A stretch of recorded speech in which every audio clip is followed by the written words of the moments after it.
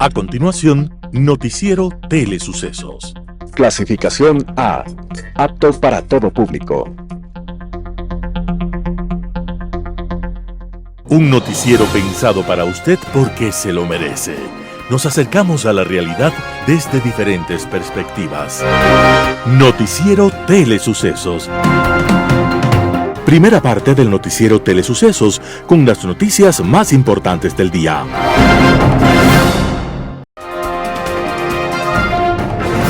Un día como hoy. Alguien decía que las tradiciones de las generaciones muertas oprimen el cerebro de los vivos como una pesadilla. Y esto se cumplió de manera exacta en el no lejano año de 1949, cuando todo el mundo imaginaba que la cacería de brujas era asunto de siglos anteriores. De repente, la locura resucitó en los Estados Unidos. El director de orquesta de aquella danza macabra se llamó Joseph McCarthy, un oscuro senador que empezó a ver brujas y comunistas y enemigos de los Estados Unidos en todas partes. Sus primeras víctimas fueron los pacifistas, artistas e intelectuales, y luego siguieron los sospechosos, y más tarde los sospechosos de ser sospechosos. No se reconoció ni siquiera la nacionalidad de los ciudadanos de los Estados Unidos. Mepo Gorutica, por ejemplo, era un norteamericano nacido en Finlandia y llegó a los 2 años de edad a los Estados Unidos. Allí se distinguió por sus servicios a los Estados Unidos durante la Segunda Guerra Mundial y, terminada la guerra, se unió a grupos que advirtieron acerca del peligro de las bombas atómicas. Eso fue suficiente para que Gorutica,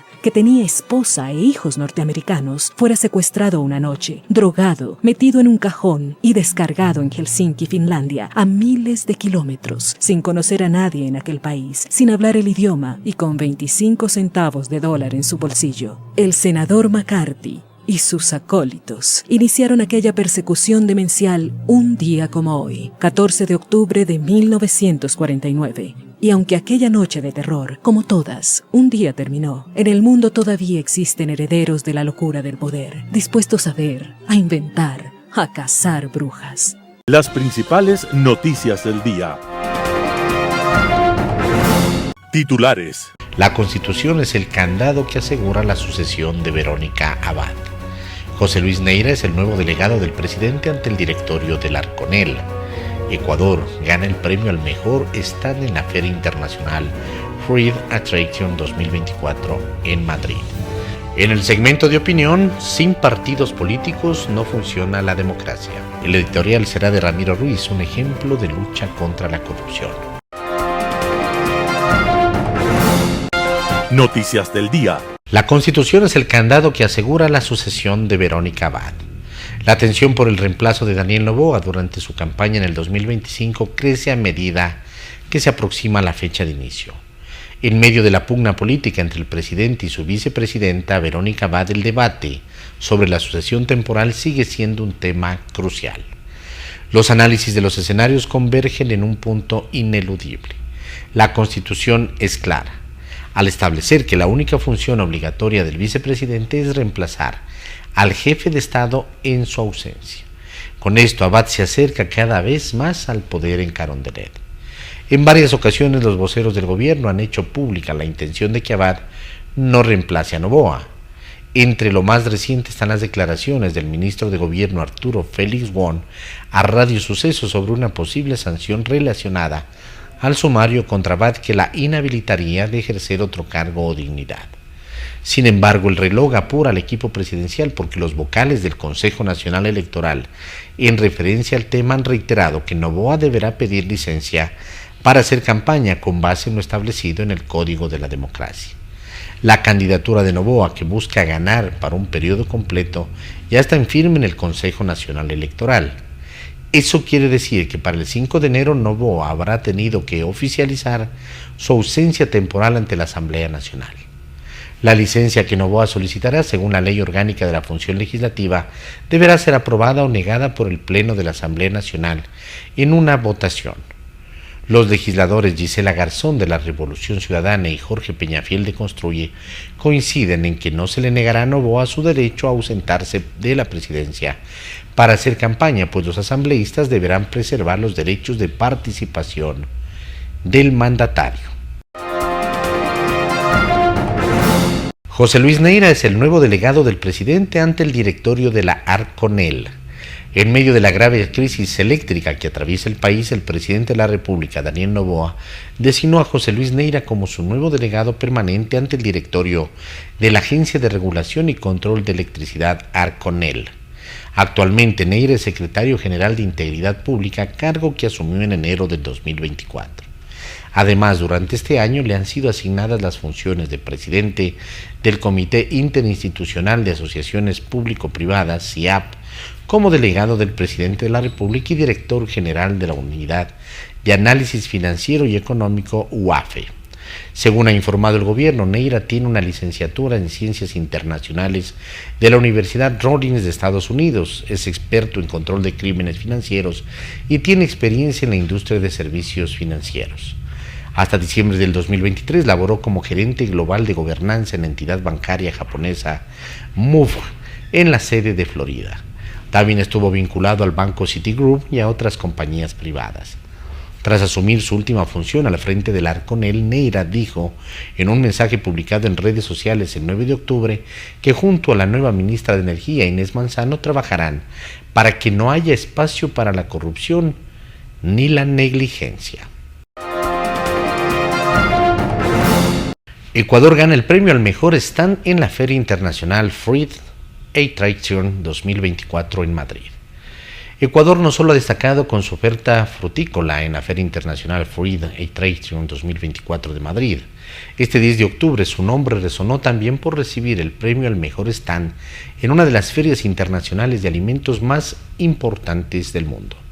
La feria se convierte cada año en la vitrina mundial de la comercialización de productos frescos y congrega a profesionales del mundo de las frutas y hortalizas.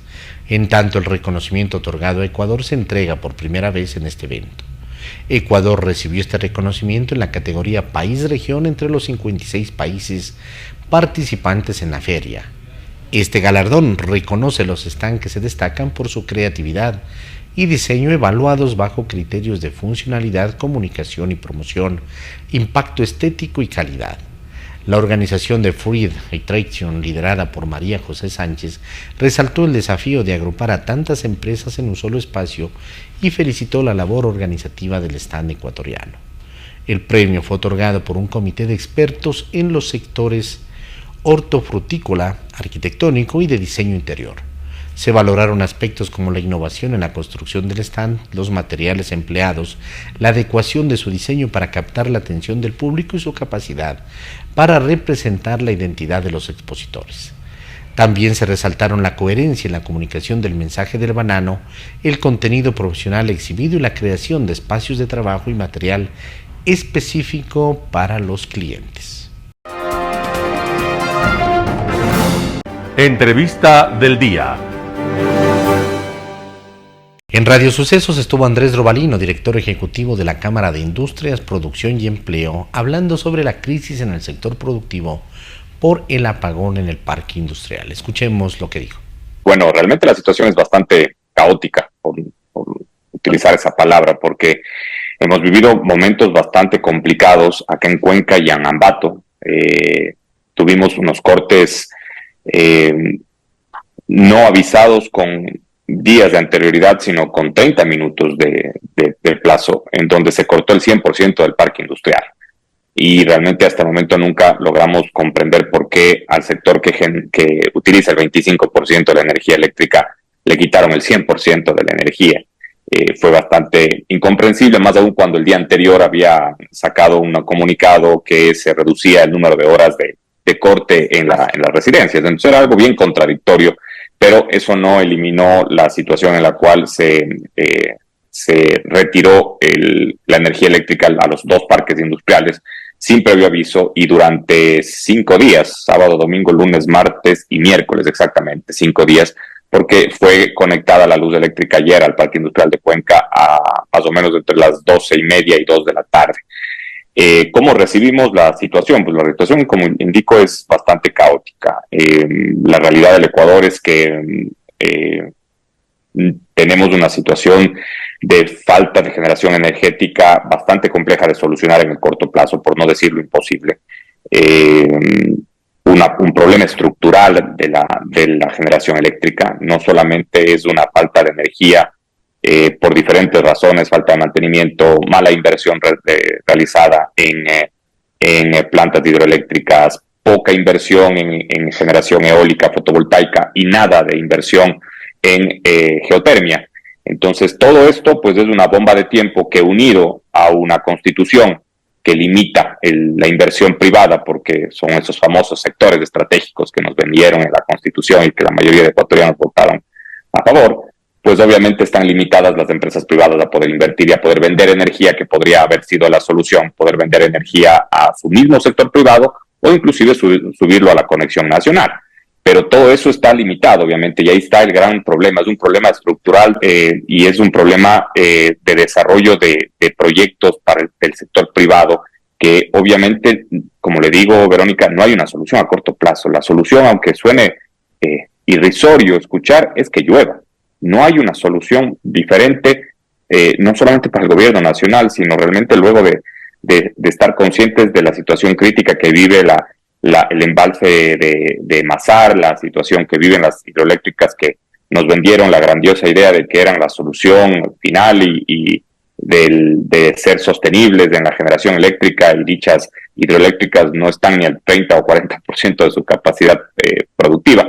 Entonces, son problemas que nos vienen desde hace 20 años ya, y obviamente explotaron en un momento, explotaron ahora un gobierno que está 10 meses, que no se le puede responsabilizar de todo el problema, obviamente es así, pero que cuando un gobierno toma la decisión de lanzarse, o un candidato toma la decisión de lanzarse, seguramente se lanza con el conocimiento de los problemas que tiene un país, y este es uno de los principales problemas que tiene actualmente.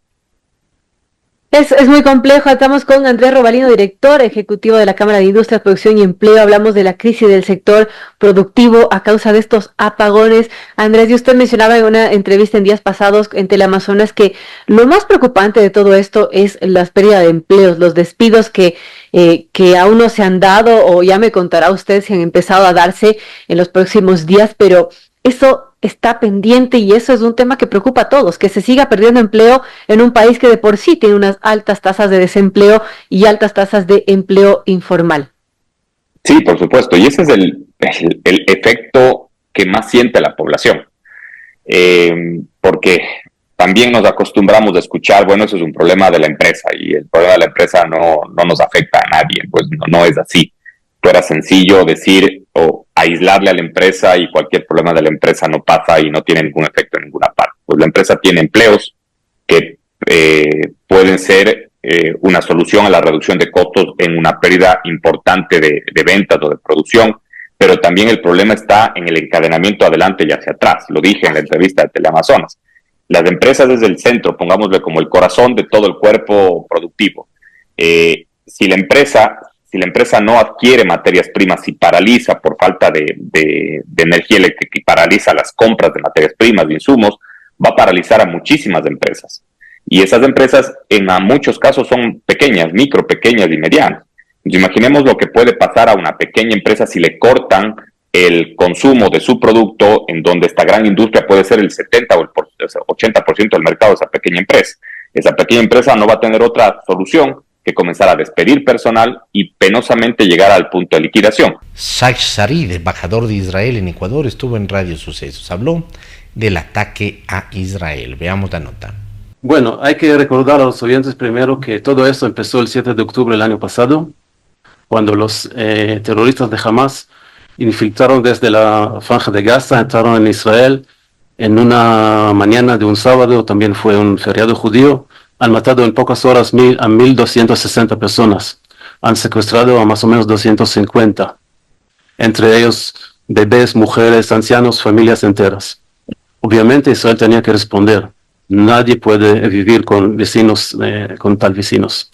Entramos para la Franja de Gaza con 3 objetivos. Primero, liberar a nuestros secuestrados, obviamente.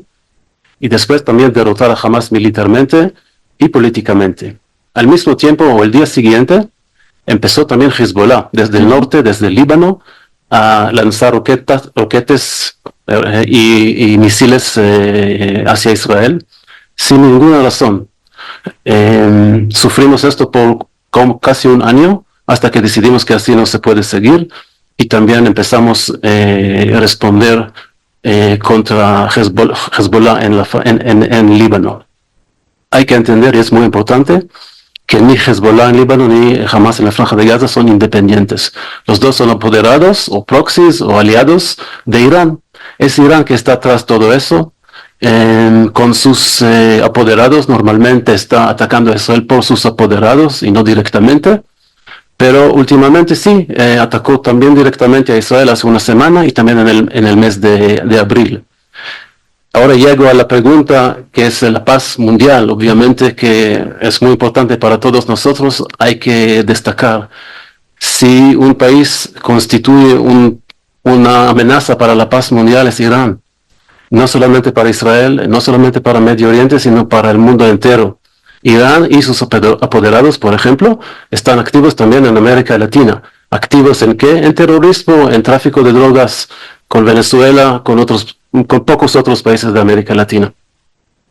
Así es, señor embajador, y eso es lo que preocupa justamente. Ahora, Israel ha prometido responder a este intenso ataque con misiles que lanzó Irán la semana pasada. Ahora, la manera que lo haga, esto conlleva un enorme riesgo y podría tener inmensas repercusiones. ¿Qué podemos esperar de todo esto, señor embajador? Bueno, yo espero que la situación no va a deteriorarse. Y yo creo, y así creemos nosotros en Israel, que eso no va a ser una guerra de gran escala o una guerra mundial, porque los dos lados no quieren. Israel obviamente no quiere, pero tampoco Irán, porque Irán tiene mucho a perder si va a empezar una guerra abierta, una guerra total con Israel. Por eso mi pronóstico es que vamos a seguir así, una o dos veces más vamos a retaliar o responder al ataque iraní. Obviamente ningún país va a aceptar 200 misiles en pocas horas y no responder. Vamos a responder fuerte, pero no veo que esa situación va a ser algo como una guerra mundial. Todavía, si hablamos de términos del mundo o globales, hay que tener en cuenta que esa lucha entre Israel y los apoderados de Irán, y ahora también quizás con Irán, es solo una manifestación de algo mucho más grande, una manifestación del mundo actual que es bipolar. De un lado son los países democráticos, libres, liberales, que buscan la paz, buscan la prosperidad, y del otro lado son los países no democráticos, no libres, no liberales, que no buscan la paz, sino al revés, buscan fomentar el terrorismo. Primero es Irán, también otros países como Venezuela, como Corea del Norte, como Sudáfrica, y no quiero decir China y Rusia. Llama la atención esta mención que usted hace, señor embajador, de presencia de terroristas en Venezuela financiados por Irán. Cuéntenos un poco sobre esto, porque también lo había escuchado y llama la atención, ¿no? Bueno, yo no sé mucho de eso y lo que sé quizás no puedo compartir en este medio, pero sí sabemos que Irán está tratando de poner su influencia donde pueda. Y en América Latina busca sus aliados en países que el régimen no es democrático y que busca aliados no del mundo, otra vez, del mundo libre y liberal, porque Venezuela, ¿a quién va a ir para el gobierno, ¿no? Venezolano? ¿A quién va a ir para recibir apoyo? Va a Rusia y a Irán y de ahí recibe su apoyo. Sabemos, por ejemplo, también, eso no es América Latina, que Irán vende armas a Rusia en su guerra contra Ucrania. En Impacto Informativo estuvo presente Viana Maino, ex ministra de Telecomunicaciones, hablando sobre los efectos de los apagones en la conectividad. Escuchemos lo que dijo. Los sistemas de información, al igual que la energía, son simbiosis, son sistemas vivos. Fluyen. Cada vez que usted toma su teléfono y le entra un mensaje, o usted envió un mensaje, la IP se conectó, el internet le sale conectando, ¿no? Aunque usted ni siquiera lo haya abierto. Sí. Constantemente el dispositivo está buscando cómo colgarse de la red, porque es un dispositivo inteligente, hecho para buscar la mejor conexión siempre. ¿Qué sucede cuando no hay energía? El internet fijo y el móvil, que es la telefonía celular, funcionan con energía como sistema principal. Por supuesto tienen un backup. Vamos a hablar de los teléfonos celulares primero, para hacerlo más sencillo para la ciudadanía. Además, porque es lo que está a la mano. Es lo que más tenemos a la mano, exactamente, a pesar de que ahora con tanto tiempo de apagón en nuestras casas o oficinas también nos sufrimos un poco con el internet fijo. Así es. Las dos cosas. Pero bueno, vamos al celular. La telefonía celular funciona como la electricidad, igual, con torres de comunicación y con fibra óptica desplegada por debajo. Las torres de comunicación funcionan con energía. Por eso cuando llegamos a la ruralidad y ponemos energía, recién podemos llevar telecomunicaciones. No podemos llevar señal a un lugar donde no hay energía. Para eso también nos ayuda el modelo de colaboración público-privada porque permite que luego llegue la telecomunicación y realmente insertas al mundo actual a una comunidad que estaba abandonada. Entonces, la torre funciona con energía. ¿Tiene una batería propia? Sí. ¿Que dura cuánto? Unas pocas horas. El hecho del apagón constante también te daña la batería. Entonces estamos hablando de que la batería no va a resistir más que 3 horas o similar. Pero acordémonos que la luz está yendo en diferentes zonas. Y acordémonos que la señal se transmite no como uno piensa, no tal vez intuitivamente o muy básicamente dice, es que yo sí tengo luz en mi casa, tengo generador, me funciona perfecto mi internet. Sí, pero yo no me estoy comunicando con la persona que vive conmigo para que la señal esté allí misma. Me estoy comunicando con alguien que está en otro lado, o puede estar hasta en otro lado del país o del otro lado de la ciudad. La señal viaja, es como la energía exactamente, por eso se lo puedo hablar con tanta facilidad, no lo asimilo muy bien, porque la energía viaja, por eso digo que es un sistema vivo, es un flujo. Si en el medio del camino tiene unas cuantas torres desconectadas, porque se les acabó la pila, o porque en esa zona se fue y en la demás allá sí hay, la señal se va a quedar cortada en ese trayecto. Es decir, para que haya comunicación telefónica, tiene que tener energía en todo el trayecto por el cual está viajando su mensaje o su llamada, incluyendo el destino final, por supuesto. ¿Y por qué las operadoras no colocan generadores en esas estaciones? Porque la cantidad de generación que usted necesita desplegar es a nivel de cada torre en el país. No es una estación. Son todas ¿Y eso no está en su contrato? No está en sus posibilidades técnicas reales. Tendría que contratar un generador por cada torre a lo largo de todos los tramos de todo el país. A su cuenta y riesgo, porque eso no le va a devolver el No, Estado. claro, es imposible técnicamente. Ni le va a devolver el abonado. El usuario tampoco, el cliente, no es como en energía que tienes una subestación eléctrica. Estas son muchas torres. Cuando uno va en la carretera ve la torre de telecomunicaciones y luego otra. Tendrías que conectar cada una individualmente. No es que tienes una subestación de telecomunicaciones a la que le pones el generador y de allí desplegaría. No, es individual. En el caso del internet fijo, lo que sucede es que nuestro router, el que tiene las antenitas, funciona con energía. Claro, se va la luz, no funciona. Ahora, sí hay unos dispositivos tipo generador, pero mucho más básicos, que sirven específicamente para los routers y aparatos de telecomunicaciones para mantenerlos vivos. Pero de todas maneras, eventualmente porque la fibra ya la tienes en cambio en tu casa, esa sí la tienes fija. Claro. Sin embargo, repitiendo la historia, si en el trayecto las otras personas con las que te vas a comunicar o vas a enviarles un mail, digamos, no tienen señal en su casa, tampoco les va a entrar. Entonces las telecomunicaciones están directamente atadas en la energía. De hecho, energía y Producto Interno Bruto, energía y economía van juntos.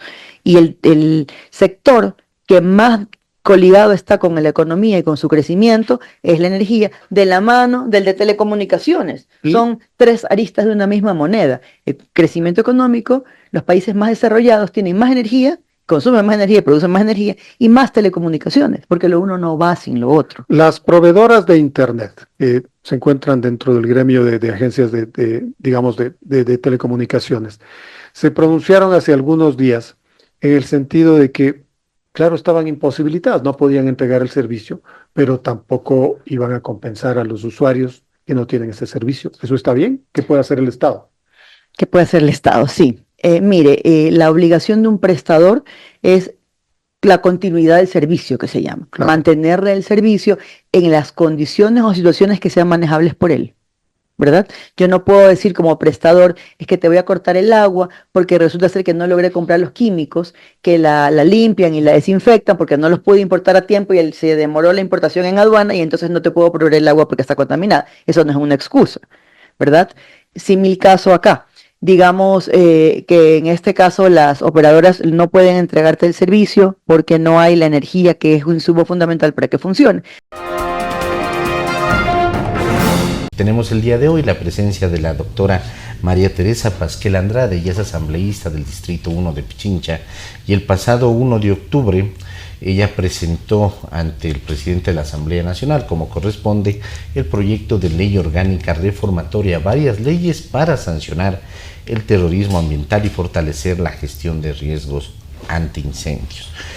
Asambleísta, ¿cómo está? Bienvenida. Usted presentó una exposición de motivos y básicamente esa exposición de motivos van en el sentido de que las leyes que existen no cubren la proporcionalidad que tiene que ver con los incendios forestales, que además eso está calientito, así como fueron los incendios, pasó hace 15 días aproximadamente, con una devastación, no solamente en Pichincha, sino en otras zonas del Callejón Interandino. Bienvenida. Muchas gracias por la invitación, gusto estar aquí. Justamente tenemos ya leyes establecidas sobre incendios, pero son leyes para esos incendios que pueden ser accidentales, que pueden ser ocasionales, por descuido, por irresponsabilidad, que prenden una fogata y se les fue de control, o lanzaron un cigarrillo prendido. Pero lo que ha pasado en estos días en el país, en todo el Ecuador, del Carchi al Macará, han sido situaciones ya provocadas, destructivas, con mala intención, como lo dijo el mismo municipio de Quito, como lo dijo la ministra de Ambiente. Por lo tanto, este proyecto de ley que nosotros hemos lanzado es porque estamos necesitando controlar esos actos delictivos, delincuenciales, porque esto ya no es accidental, no es un caso aislado.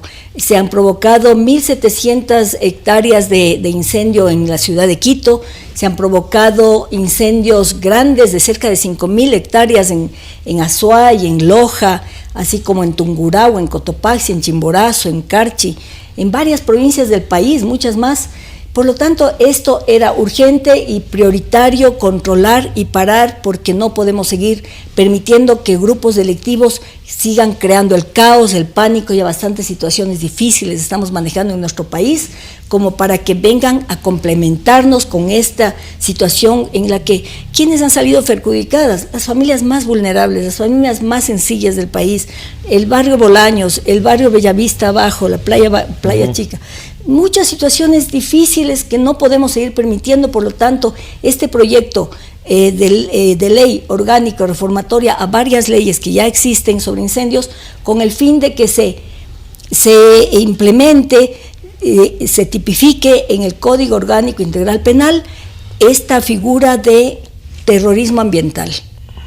El terrorismo ambiental, que se especifique ese tema, y también, aparte de eso, en otras leyes, en otros cuerpos legales, también en el que se pueda trabajar, digamos, en el sentido de la prevención. Eso no existe también por parte de la gestión de riesgos, y eso ha provocado, porque la prevención sirve para evitar, pero ha provocado de que estos incendios, e incluso estas zonas que en algún momento, como el barrio Bolaños, se implantaron sobre sitios de muy alto riesgo por su geografía, por su vegetación circundante y todo eso, no se asienten, no sean reubicados a tiempo. Eso está dentro de la prevención. Vamos primero a la parte del terrorismo ambiental.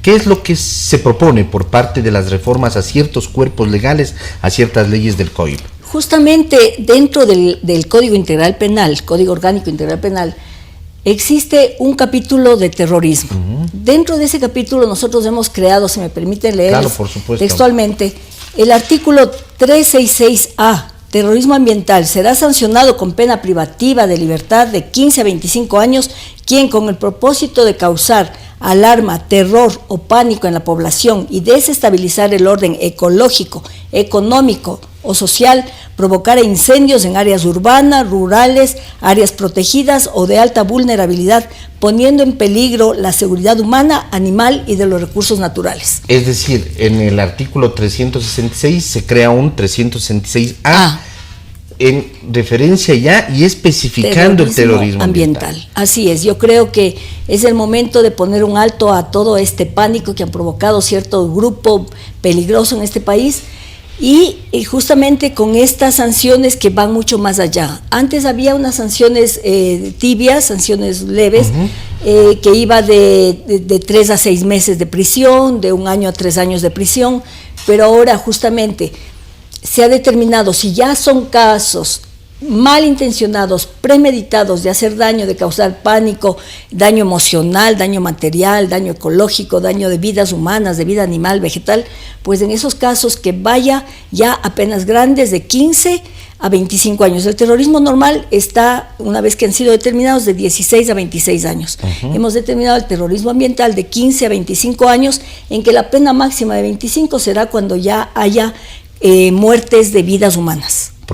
claro, que esa provocación de incendios determine, no den como consecuencia las vidas humanas. Por ejemplo, el artículo 256 de incendios forestales y de vegetación dice: reemplácese, ¿no?, en el primer inciso la frase con pena privativa de libertad de 1 a 3 años, lo que usted acaba de decir, con pena privativa de libertad de 10 a 15 años. Es decir, se endurecen totalmente las penas en ese sentido. En el segundo inciso, la frase se aplicará el máximo de pena aumentada en 1/3, eso se reemplaza por se sancionará con pena privativa de libertad de 15 a 20 años. Esto claro, porque la pena máxima, que era de 3 años, aumentada en 1/3, sería 1 año más, 4, no tiene nada que ver, y por eso en todos los casos prácticamente ya se vuelve, en este es de 15 a 20 años, en el primer inciso en cambio de 10 a 15 años, y en el tercer inciso será sancionada por delito culposo con pena privativa de libertad de 3 a 6 meses, será sancionada con pena privativa de libertad de 1 a 3 años.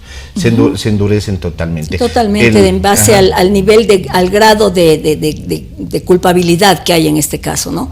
Y como decíamos, habrá justamente un comité que sea el gestión de riesgos, la policía, los bomberos, expertos en ambiente, quienes determinen la sanción y según eso llegar a las penas establecidas de acuerdo a la gravedad del caso, ¿no? ¿Cuál es el trámite que va a tener ahora la ley? Ha sido presentado esto ante el presidente de la Asamblea. El presidente ha sido cambiado porque él renunció, pero independientemente de eso, entra a la presidencia de la Asamblea, entonces tiene que ser dado trámite por parte de esa entidad. ¿Qué es lo que viene de aquí adelante? Tiene que calificarlo. Bueno, sí, el procedimiento nosotros ya entregamos ya a la Asamblea Nacional. Esto luego llega al Departamento Técnico de Análisis de Leyes. Una vez que es aprobado, pasa al CAL, y del CAL pues ya se determina la aprobación y entra a la comisión respectiva, que sería la Comisión de Ambiente, en donde invitarán a expertos, invitarán a todas las personas que tengan que ver con este tema tan importante y prioritario para el país, y se harán los cambios, los ajustes. Ninguna ley está escrita en piedra, si se puede mejorarlo hasta que llegue a determinarse ya la ley y sea aprobada para que entre al pleno a la votación de... ¿Esto en tiempo cuánto llevará? Y me pregunto también, porque además ya viene un periodo donde muchos asambleístas pedirán licencia por el tema de la campaña electoral, actuarán los alternos, pero todo esto puede ir retrasando la ley, y lo que no queremos es que se enfríe. Así es, justamente es un pedido y un llamado a la Asamblea Nacional, a las autoridades respectivas, a fin de que tomen este proyecto de ley de forma prioritaria, porque es algo que está realmente interesado el país en que se concrete, a fin de que sepamos que vamos a detener toda esta situación de peligro en el que nos han puesto ciertos grupos que deben ser encontrados, deben ser juzgados, determinados, a fin de que no podamos permitir más que en nuestro país se siga viviendo estas olas de pánico como la que nos han causado en estos días. Un panorama de noticias para su estatura intelectual.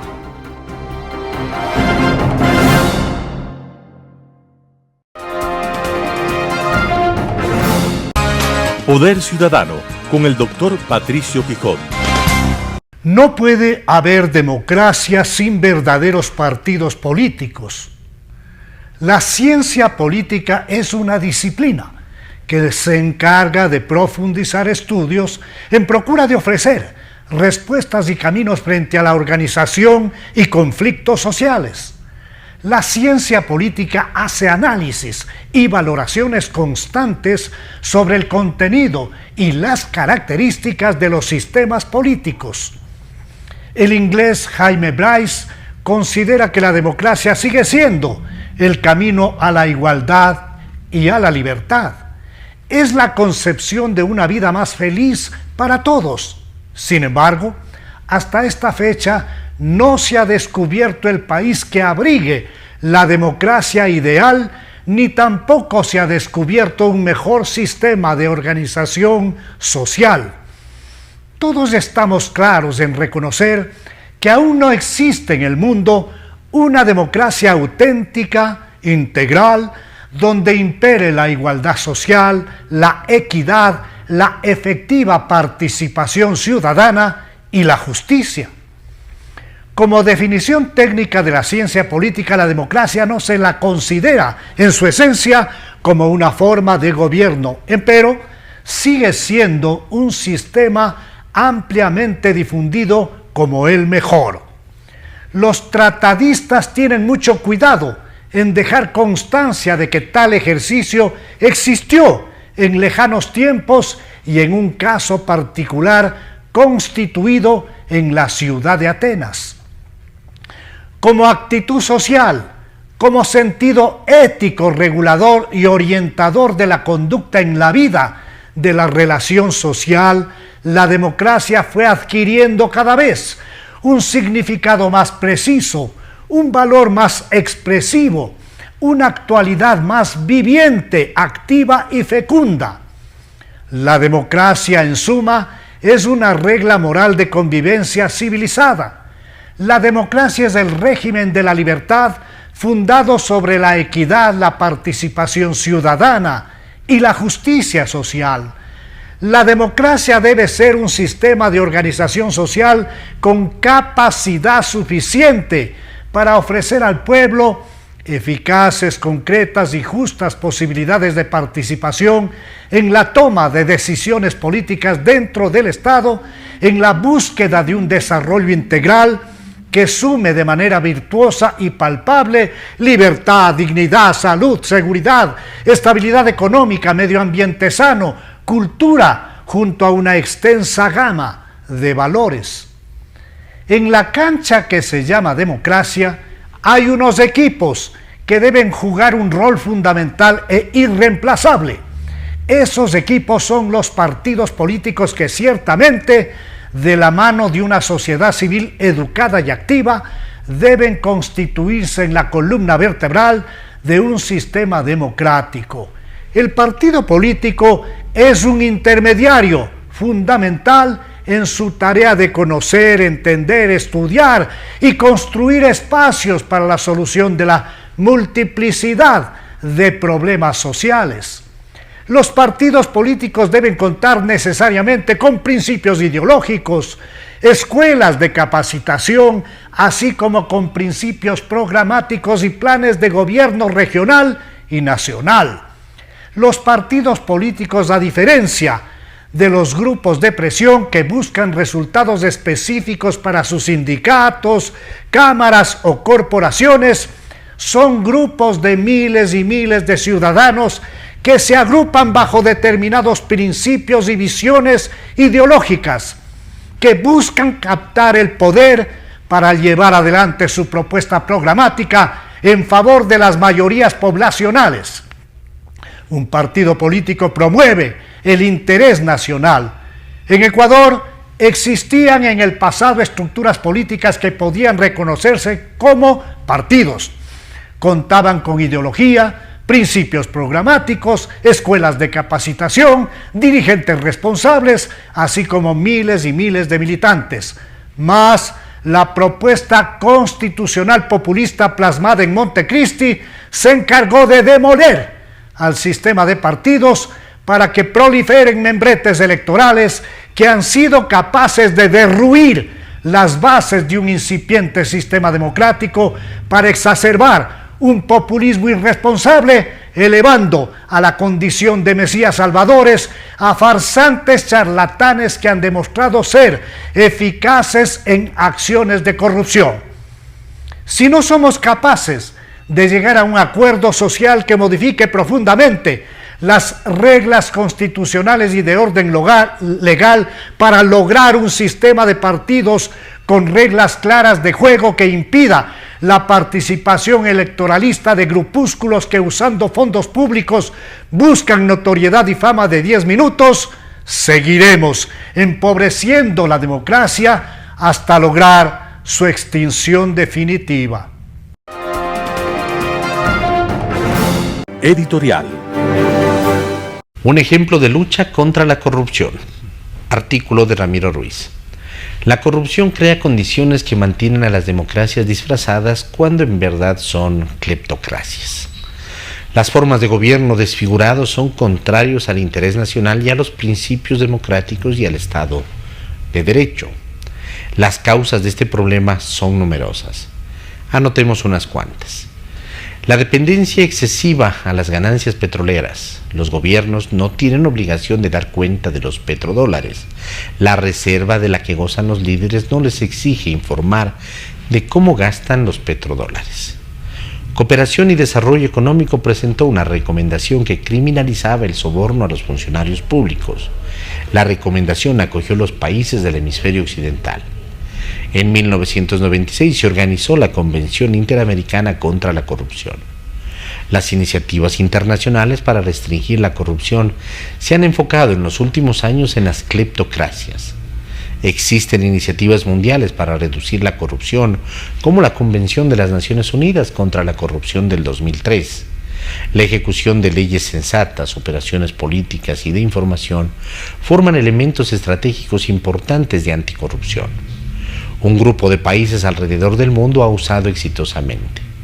Los gobiernos de Hong Kong, Kenia y Corea del Sur han reducido con eficacia la corrupción a través de la información pública. Estas lecciones se suman al compendio de prácticas de anticorrupción exitosas que ofrecen estrategias para usar en cualquier otro lugar. La prosperidad económica y social más grande llegó a Hong Kong cuando el gobierno colonial británico fundó la Comisión Independiente contra la Corrupción, ICAC, en 1974. La misión era implementar vigorosamente medidas de anticorrupción en Hong Kong. El objetivo de la Comisión Independiente contra la Corrupción era, primero, perseguir la corrupción a través de la detección, investigación y enjuiciamiento eficaz. Segundo, eliminar las oportunidades que toleran a la corrupción mediante la introducción de prácticas de resistencia a la corrupción. Y tercero, educar a la sociedad acerca de las consecuencias perjudiciales de la corrupción y fomentar el apoyo de la lucha contra la misma. Antes de la organización del ICAC, las pandillas sobornaron, extorsionaron y amenazaron a los vendedores ambulantes. El personal corrupto de la policía y funcionarios públicos deshonestos protegían a las pandillas. Sin embargo, estos funcionarios fueron inmediatamente despedidos de sus puestos una vez que la comisión inició sus operaciones. La ICAC manejó una estrategia de 3 fases para disminuir el nivel de corrupción en Hong Kong: el cumplimiento estricto de la ley, la capacitación de la comunidad y la prevención de la corrupción.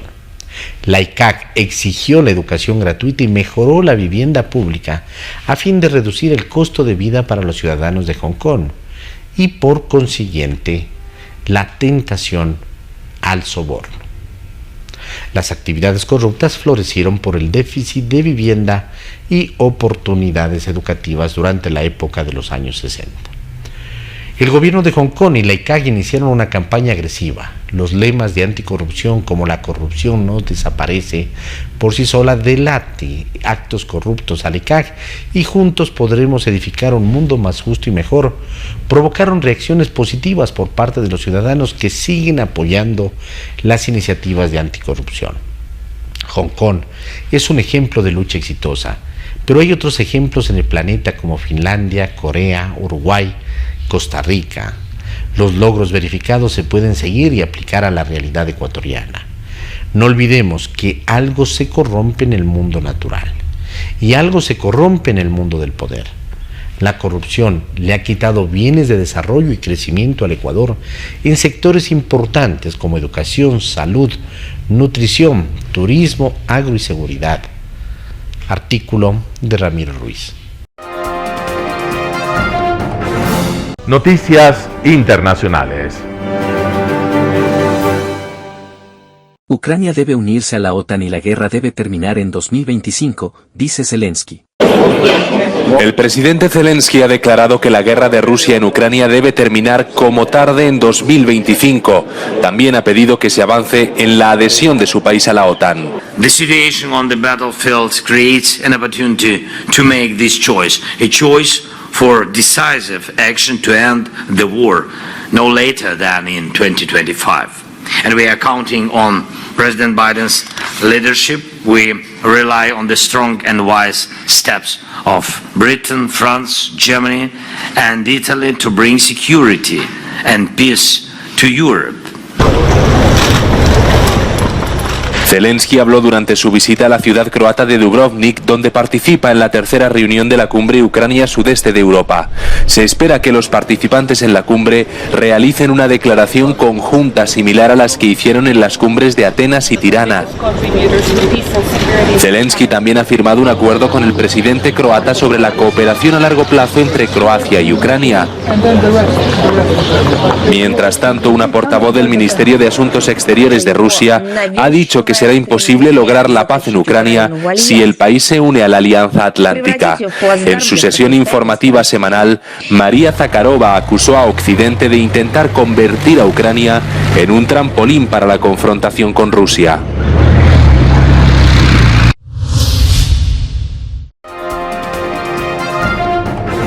Biden llama a Netanyahu mientras Israel estudia respuesta a Irán. Horas después de salir a la luz las contundentes y soeces valoraciones de Joe Biden sobre su homólogo Benjamin Netanyahu, ambos líderes hablaron hoy para discutir la respuesta de Israel al ataque con misiles de Irán. Como todos ustedes saben, Estados Unidos y el gobierno israelí han mantenido conversaciones desde la semana pasada después del ataque de Irán, y esas conversaciones continuaron con el presidente y el primer ministro. Según la Casa Blanca, ambos líderes hablaron durante 30 minutos en una llamada en la que también estuvo presente la vicepresidenta Kamala Harris y el secretario de Estado Anthony Blinken. La secretaria de prensa Karine Jean-Pierre respondió a una pregunta sobre la presunta tensa relación entre ambos líderes, reportada en el último libro del veterano periodista Bob Woodward. Este presidente y el primer ministro se conocen desde hace décadas y su relación siempre ha sido honesta y directa. Y esta conversación de 30 minutos que tuvieron hoy también fue directa y muy productiva. Entre otros calificativos, Woodward narra cómo Biden habría descrito a Netanyahu como un mal tipo, algo que no fue desmentido por la Casa Blanca. Mientras el Departamento de Estado sigue instando a los estadounidenses a salir del Líbano y pide a las partes el cumplimiento de la resolución 1701 de la ONU, aprobada por unanimidad en 2006. Para ser claros, cuando decimos que queremos que se implemente la 1701, eso incluye todas las disposiciones de la 1701. No se refiere solo a las disposiciones que se aplican a Hezbollah. Significa que Israel también se retira al sur de la demarcación azul. Esta postura, por cierto, coincide con la expresada por el primer ministro interino del Líbano, Najib Mikati, quien en los últimos días ha pedido renovar la exigencia de implementar la resolución de la ONU para poner fin así a la reciente escalada del conflicto. Desde Washington, Carolina Valladares, Voz de América.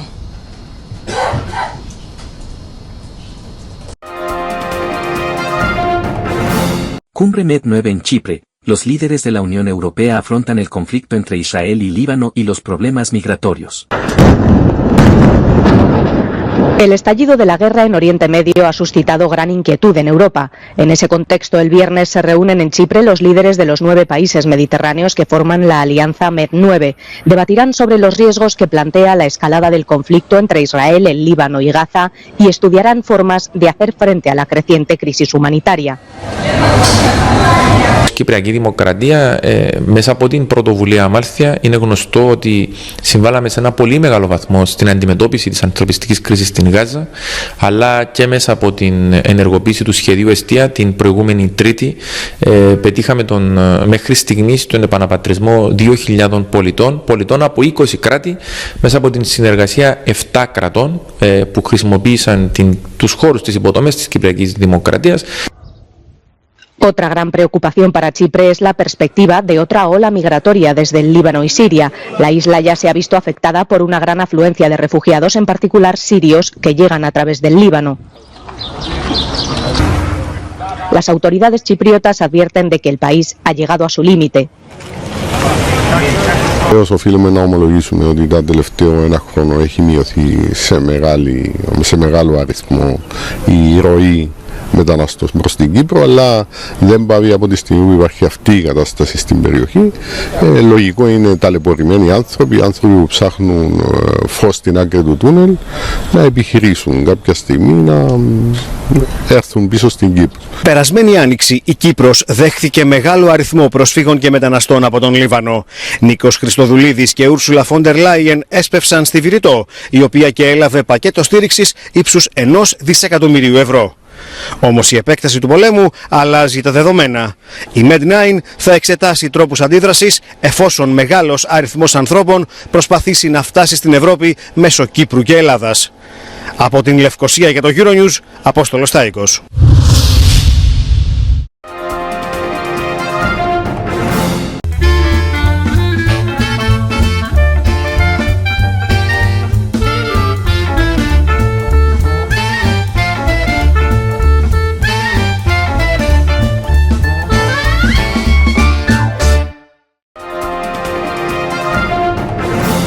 Telesucesos Sports. Deportes, deportes, deportes. Todas las tardes, 4 horas de lunes a miércoles, de 14 a 17 horas. Los jueves y viernes, 6 horas, de 12 a 20 horas. Desde Arena Telesucesos. Transmisiones en vivo, siempre Ecuavolley. Y luego, deportes para recordar. Todas las tardes, deportes en Telesucesos Sports, bajo la dirección del arquitecto David López. La visión objetiva de quien vive el deporte. Sucesos deportivos, visión de un equipo de opinión joven de comunicadores. Telesucesos, llegamos con nuestra señal a los sectores populares de nuestra ciudad. Quienes no tienen televisión por suscripción atenderán nuestra señal sin costo en Canal 29 UHF Telesucesos. Siempre ecuatorianos, resaltamos nuestra identidad. El básquet, esgrima, tenis de mesa, taekwondo, box y muchos deportes más en Telesucesos Sport, sin costo desde la comodidad de su hogar en Telesucesos Canal 29. Arena Telesucesos es una importante y funcional edificación cubierta dispuesta para la práctica y desarrollo de eventos del Ecuavolley. Si deseas asistir a los encuentros en vivo de Ecuavolley, comunícate con nosotros a los números de teléfono 2021-224 o al 0989-973-725. Ven con tu familia y amigos a vivir la emoción del Ecuavolley. Emoción sin límites los días jueves y viernes desde la comodidad de su hogar. Resaltamos nuestra identidad como ecuatorianos iniciando transmisiones en Telesucesos del Ecuavolley, que representa, luego del fútbol, el deporte más popular de nuestro país y el que practican los ecuatorianos residentes en muchos países del mundo. Nuestra señal será transmitida en directo por televisión abierta en la ciudad de Quito y a través de las redes sociales a todo el país, así que llegará a Estados Unidos, España e Italia, creando a través del Ecuavolley un nexo fraterno entre ecuatorianos y entre los inmigrantes de nuestro país. Anuncie en Telesucesos Sport y llegue con nosotros a lo más importante del deporte popular. Telesucesos, con sus transmisiones, jerarquizará esta práctica deportiva, convocando importantes competencias de Ecuavolley dentro y fuera del Ecuador. Llegando con deportes no atendidos por los medios de comunicación que han concentrado su acción en el fútbol. El tenis, box, golf, racquetball llegarán a su pantalla de televisión en tiempo real a través de Canal 29 UHF, competencias que podrán ser atendidas a través de Facebook, YouTube y vivir los encuentros deportivos en directo y en tiempo real. Esté atento a nuestros horarios especiales de transmisión los fines de semana y feriados. Usted y su familia disfrutarán desde la comodidad de su hogar de las emociones del Ecuavolley, deporte tan nuestro. Somos inéditos y para ello disponemos de un escenario cubierto propio, Arena Telesucesos, desde donde transmitimos nuestros encuentros masculinos y femeninos de este deporte. Simple y gratuito. Llama a nuestros números de contacto 2021-224 o al 0989-973-725 y regístrate como invitado especial para nuestros eventos en vivo. Arena Telesucesos, el escenario cubierto para la práctica del deporte 100% ecuatoriano, el Ecuavolley. Telesucesos es un canal de televisión que incorpora a su programación manifestaciones culturales y deportivas que marcan la identidad de nuestro país. Consideramos que el ecuavóley es una manifestación deportiva con partida de nacimiento popular y nombre propio ecuatoriano. Arena Telesucesos, funcional espacio cubierto para la práctica y desarrollo del deporte. Arena Telesucesos, el escenario para campeones. Arena Telesucesos atiende deportes de su preferencia: básquetbol, tenis de mesa, esgrima, taekwondo, fútbol sala, box, halterofilia. ¿Cómo llegar?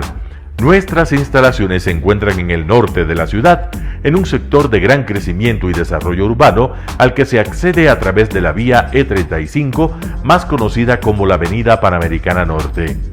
Desde el centro comercial El Portal, a 2 kilómetros a la derecha, se encuentra la calle García Moreno, antiguo camino a Llano Grande, una arteria en la que se desarrollan dinámicos comercios. Junto al centro comercial Ciudad Alegría, a 100 metros, hemos llegado a nuestras instalaciones, Arena Telesucesos, la cancha del ecuavóley. Por fin tiene usted un espacio de difusión de su deporte preferido. Telesucesos, el canal de televisión siempre inédito. El noticiero Telesucesos es retransmitido de lunes a viernes a las 7 horas por Radio Planeta Sur 106.1 FM de la ciudad de Loja. Noticiero Telesucesos. Las opiniones vertidas en este espacio por la producción y dirección del programa son de exclusiva responsabilidad de sus autores y de quienes intervienen en ellos.